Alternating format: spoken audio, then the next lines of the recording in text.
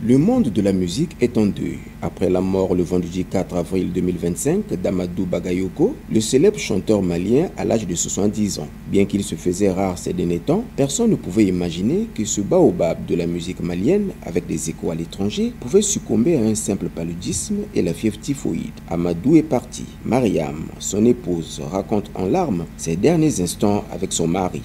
Tout récemment, on est tombé malade. Quand on est tombé malade, moi, j'ai appelé le docteur. J'ai dit de faire des analyses. Ils ont dit qu'on a la typhoïde et puis le palu, tous les deux.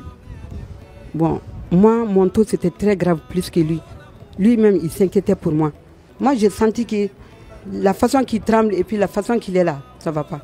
J'ai remarqué que la façon qu'il a parlé et puis essoufflé, il ronflait de façon là, ça ne m'a pas plu. Moi, j'ai jeté sur lui. J'ai dit, Amadou, ça ne va pas. J'ai crié partout, j'ai crié. Les gens sont venus.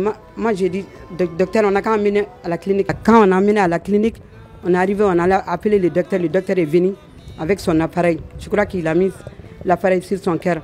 Il dit qu'il est parti. Moi, j'ai dit, bon, Amadou est parti comme ça. Pour la petite histoire, Amadou et son épouse Mariam Doumbia, qui s'étaient rencontrés à l'Institut des jeunes aveugles à Bamako en 1976, où ils n'ont pas tardé à former un couple à la scène, comme dans la vie, ont connu un succès planétaire en 2004 avec le tube Dimanche à Bamako. Depuis, leur chanson a fait le tour du monde. Ils ont vendu plus d'1 million d'albums. En 2010, le duo fut même nominé au prestigieux Grammy Awards américain. Des milliers de personnes s'étaient rassemblées à Bamako pour un dernier adieu au légendaire chanteur et musicien Amadou Bagayoko, qui était également un virtuose de la guitare. Des proches, des fans, mais aussi des responsables politiques, ainsi que plusieurs artistes maliens ou étrangers, ont participé à une cérémonie d'hommage ponctué de nombreux témoignages. Les meilleurs moments de ma carrière avec Amadou, dans les ambassadeurs du motel. Il était très jeune, doué, calme, vraiment bon, talentueux. Amadou est né pour être un monument. Dans notre collaboration, ça a été sans faillite. Il a toujours honoré mes prestations.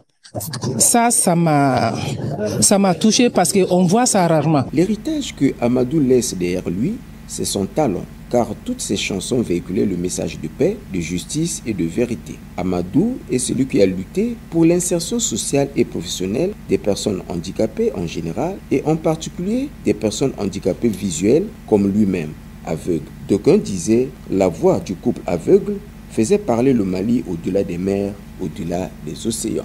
Le monde est désormais sevré d'un duo inédit par son talent et son savoir-faire depuis les années 80. Le dimanche à Bamako avait pris un autre sens. Ce n'était plus le jour du mariage. Le dimanche 6 avril 2025 à Bamako était le jour de son inhumation, 2 jours après sa mort. Drôle de coïncidence et drôle de dilemme. La vie est comme une pièce de théâtre où chacun vient, joue son rôle et disparaît. Mais l'artiste, le vrai, comme Amadou Bagayoko, restera éternel. Adieu l'artiste. Les dimanches à Bamako, c'est les jours de mariage.